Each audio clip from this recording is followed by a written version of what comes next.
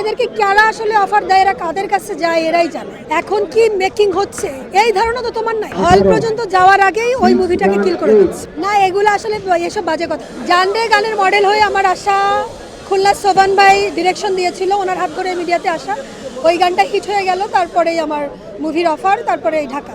যখন মিডিয়াতে একবার চলে এসেছি তখন থেকে তো আমার ধ্যান জ্ঞান মিডিয়া। আমি মিডিয়াকে মনে প্রাণে ধারণ করি। আমি এখন এটাকে বিজনেস হিসেবে নিয়েছি, নিজের প্রোডাকশন হাউস খুলেছি।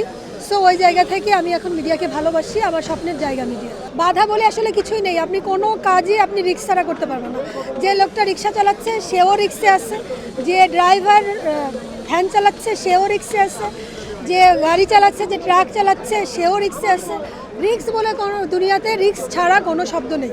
রিক্স আপনাকে নিতেই হবে। আমি দেখেন ভাই, আমি একটা প্রযোজক, আমি মুভি করেছি, আমার মুভিটা প্রতিটা জেলায় যাবে। এখানে আমি যখন মুভিটা রিলিজ করতে যাব তখন মধ্যস্থকারী যারা আছে, ডিস্ট্রিবিউটর, তারা টেবিলেই আমার মুভিটা কিল করে দিতে চায়।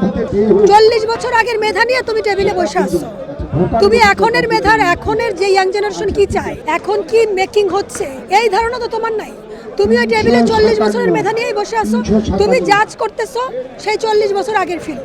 আমি এখন তামিল মুভি দেখি, আমি কি এখন 40 বছর আগের ফিল্ম আমার ভালো লাগবে? কিন্তু এরা কি করতেছে, এরা একটা মুভি যাচ্ছে, হল পর্যন্ত যাওয়ার আগেই ওই মুভিটাকে কিল করে দিচ্ছে। সো একটা প্রযোজক ভাই যখন 1 কোটি টাকা ইনভেস্ট করে সে হলে মুভি দিতে গেলে তার এত বাধা, এত আসবে, তখন কয়টা প্রযোজক থাকবে? আর প্রযোজক না থাকলে তো আর্টিস্টও হবে না, তখন হলের সংখ্যাও কমে যাবে। এগুলাই হচ্ছে না। এগুলো আসলে এসব বাজে কথা। যার যোগ্যতা নাই সে মিডিয়াতে আসবে যোগ্যতা ছাড়া। না দেখতে ভালো, না কথা জানে, না শিক্ষাগত যোগ্যতা আছে, না অ্যাক্টিং জানে, না নাচ জানে, না ফাইট জানে। তাহলে তুই ভাই আসছিস কেন মিডিয়া? তখন এদেরকে কারা আসলে অফার দেয়, এরা কাদের কাছে যায় এরাই জানে। আজকে যদি মান্না ভাই বেঁচে থাকতো, আজকে যদি সালমান শাহ ভাইয়া বেঁচে থাকতো, তাহলে তো আমাদের মিডিয়া এই যে পতনটা এটা হতো না। তারা ইন্ডাস্ট্রি লিড করতে পারতো। ইন্ডাস্ট্রি লিড করার জন্য শক্ত হাত প্রয়োজন, এই হাতটাই আমাদের নেই। একটা সংগঠনকে চালাতে হলে নেতা দরকার। নেতা ছাড়া আপনি কখনোই একটি সংগঠন চালাতে পারবেন না। আমাদেরও নেতাটা নাই।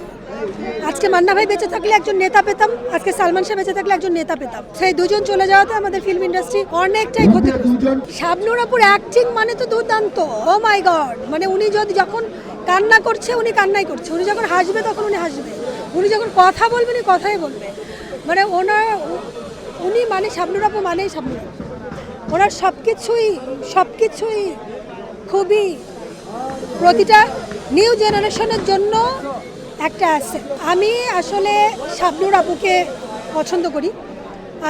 আমার আইডল উনি, তারপরে মৌসুমী আপি আছে, পপি আপু আছে, শাবানা ম্যাডাম, ববিতা ম্যাডাম, সবার অ্যাক্টিংই আমি দেখি।